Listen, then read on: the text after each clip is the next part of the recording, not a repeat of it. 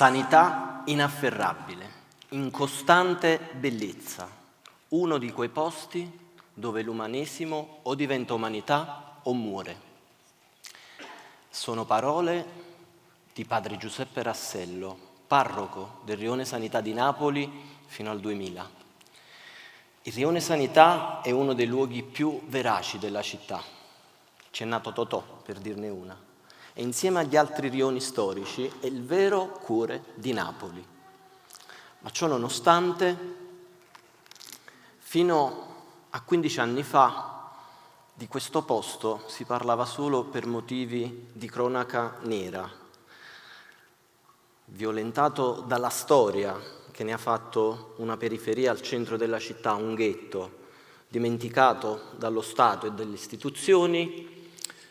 Qui spadroneggia la camorra e quindi violenza, sangue e morte, l'inferno in terra, anzi la disumanità in terra. Io mi sono chiesto spesso perché quella frase, l'umanesimo, l'essere umano al centro, che pure è una prospettiva che non ci dispiace, a un certo punto non basta più e si chiama in soccorso l'umanità. Cos'è poi questa umanità? Così come mi sono chiesto spesso quali sono gli altri posti come il Rione Sanità dove regna la disumanità. Penso alle guerre, alle zone di guerra, penso ad altre periferie violente delle metropoli, ma penso anche a quei piccoli paesini di provincia dove tutto sembra scorrere nel silenzio e nell'immobilismo e poi scopriamo dei crimini efferati. E penso a tutte quelle circostanze nella nostra vita in cui, a causa della violenza, della prepotenza, del bullismo, della semplice indifferenza, si stroncano delle vite, alle volte anche con la nostra silenziosa complicità. Io penso sia importante farsi queste domande, perché credo, e converrete con me, che non esistono persone geneticamente disumane. Non si nasce disumani, si diventa, ed è fondamentale capire come, quando e perché. È sempre così. Se vuoi divulgare bellezza, devi andare nei posti dove c'è bruttezza. Se ci piace veder rinascere cose o persone, dobbiamo occuparci di chi o cosa è quasi morto. Se vogliamo umanità, dobbiamo comprendere le ragioni della disumanità. E allora qual è il minimo comune denominatore della disumanità? Qualcuno dice la miseria, la povertà, ci scanniamo a vicenda per sopravvivenza, morte tua, vita mia, soprattutto quando le risorse sono scarse.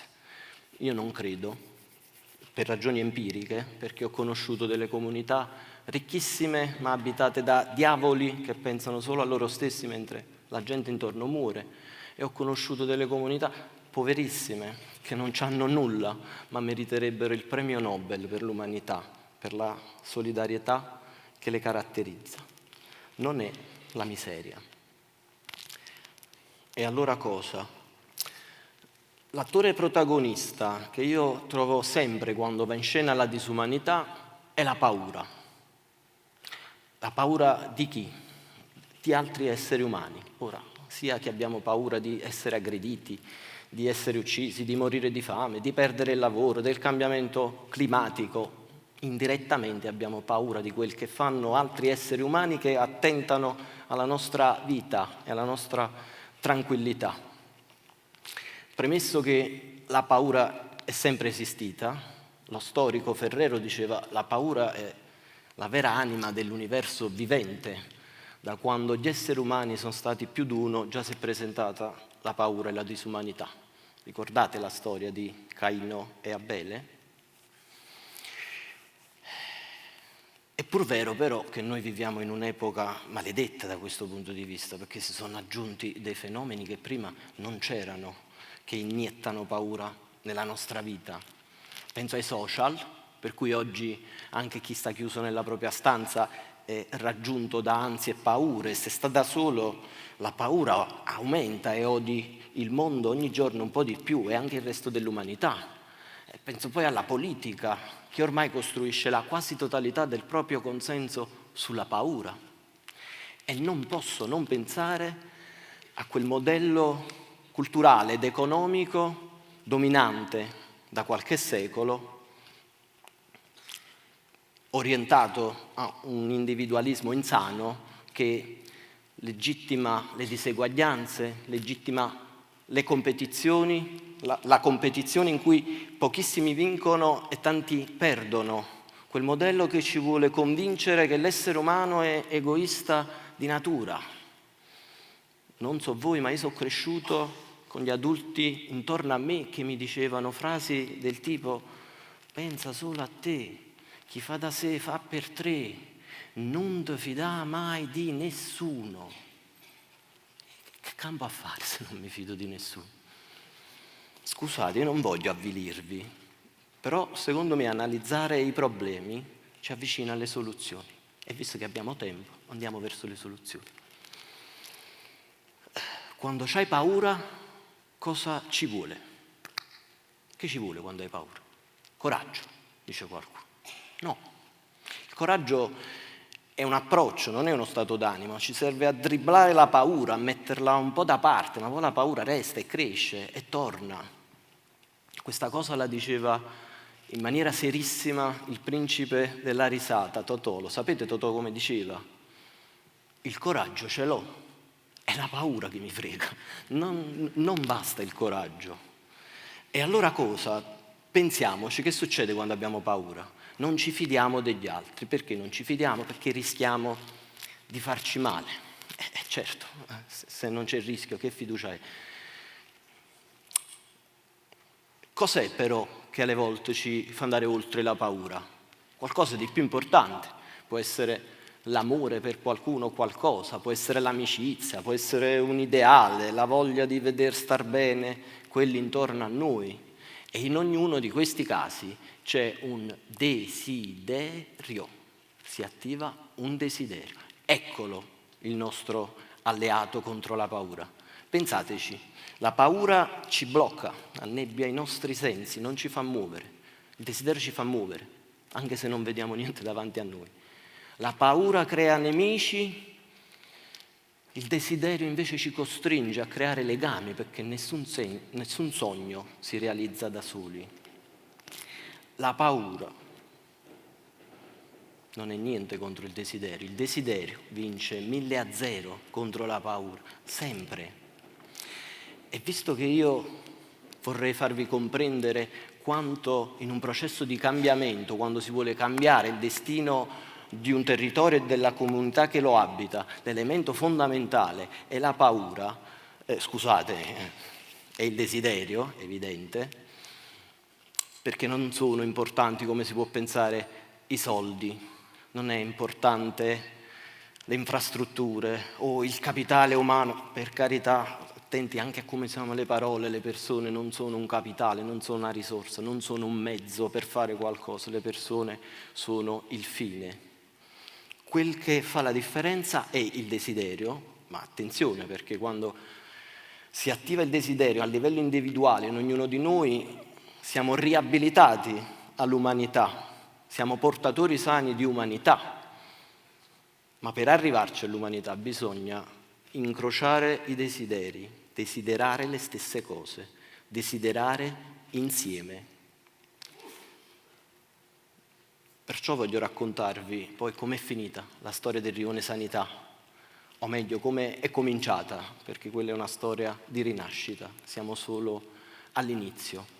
In quella comunità devastata dalla paura, nel 2001 arriva il successore di padre Giuseppe Rassello, che era scomparso nel frattempo vittima di quella disumanità. Il successore è Don Antonio Loffredo, che parte da quel testamento trasformare l'umanesimo in umanità e lo fa attraverso il desiderio. Non desiderava naturalmente nessuno, è cosa stranissima, a Rione Sanità in quel periodo non desideravano manco i bambini. E questo è strano perché tutti siamo stati bambini. Qualcuno dice non tutti diventiamo adulti, ma tutti siamo stati bambini e sappiamo che quello è il tempo in cui l'immaginazione e il desiderio sono al potere, ma quei bambini con quello che gli succedeva intorno, sangue e morte, Erano come persone anziane che ne avevano già viste tante nella vita, erano scettici. E allora cosa si fa?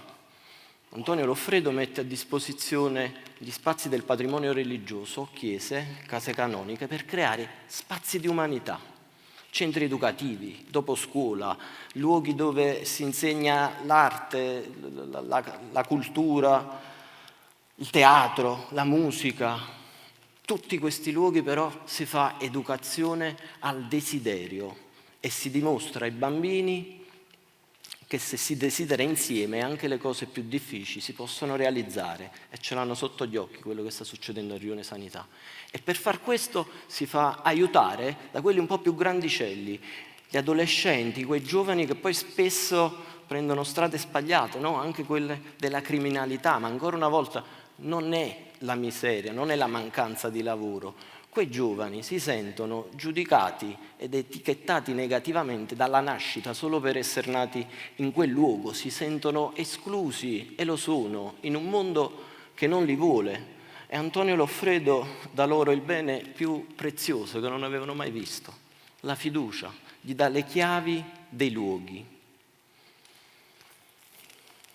Quando una comunità intera comincia a desiderare e a desiderare le stesse cose, e allora poi tutto il resto diventa semplice. Diventa semplice anche recuperare una catacomba paleocristiana abbandonata e farla diventare una delle mete preferite dei turisti che arrivano a Napoli da tutto il mondo. Diventa possibile anche che quella catacomba, insieme al resto del patrimonio culturale, quell'enorme bene comune, diventa motore di umanità perché produce occupazione, produce opportunità, occupazione che guarda agli ultimi e quindi fa inclusione e coesione sociale. Quel bene comune spinge a creare un sistema di welfare parallelo perché a un certo punto le persone hanno fatto da sé, hanno costruito nell'informale, non potevano più aspettare perché desideravano, avevano conosciuto l'umanità.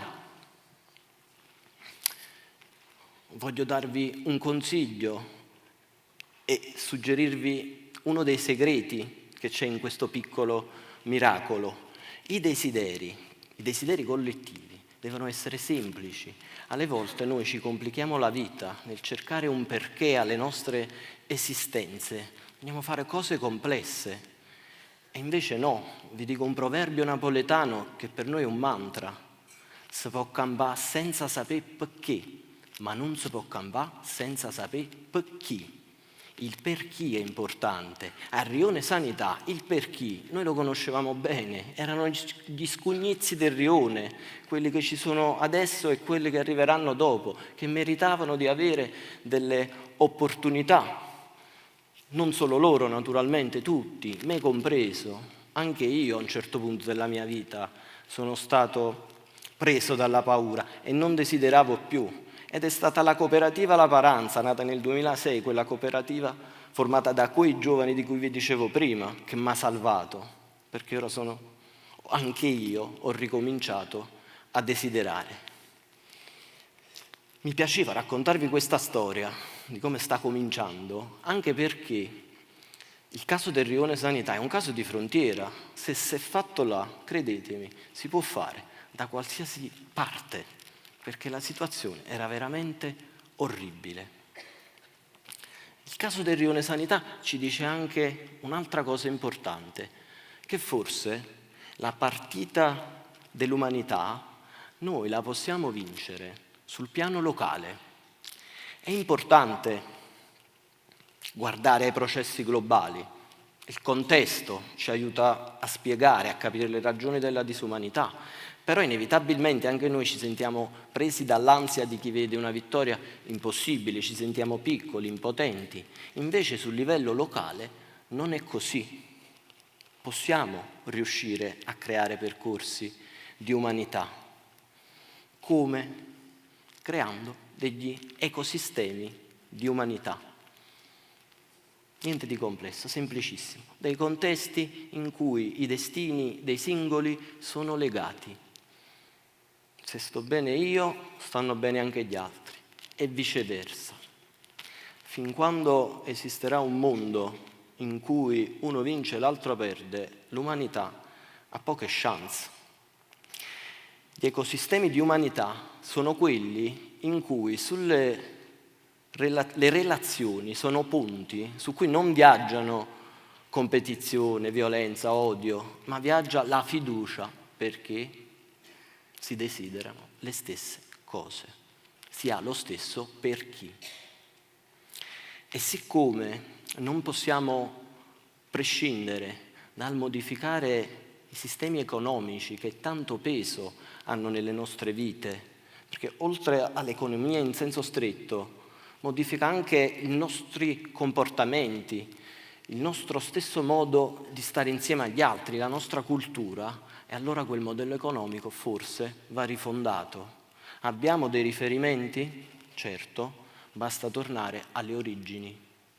La prima cattedra d'economia in Europa nasce a Napoli nel 1754 per opera di un signore che si chiamava Antonio Genovesi, che ha un corso che si chiama Lezioni di economia civile, in cui parla di felicità pubblica, ricorda che, come era sempre stato, il fine dell'economia è il bene comune e ci dice che l'anima del commercio non è evidentemente la pubblicità, ma è la confidenza, la fiducia.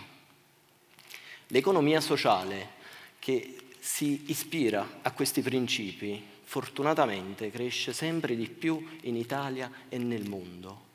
È un sistema economico in cui non esistono solo gli scambi, esiste anche e soprattutto la reciprocità, esiste il dono, siamo umani, non possiamo non considerare il dono. Nell'economia sociale, il cui fine naturalmente è il bene comune, le imprese non cercano l'utile, le imprese sono utili alla comunità, sono imprese di comunità. Io credo che se scegliamo questa strada cambia anche il nostro stesso modo di stare insieme. Non stiamo più insieme ai nostri contatti o ai nostri capi, ai sottoposti, ai nostri clienti, ai nostri fornitori. Stiamo insieme ad altri esseri umani. Forse era proprio quello il problema. L'essere umano al centro non basta più. Dobbiamo cominciare a parlare al plurale, di esseri umani al centro, le comunità. Se ci riusciamo, e ci riusciamo, abbiamo creato delle comunità speciali, quelle che io chiamo co-umanità. Buon lavoro.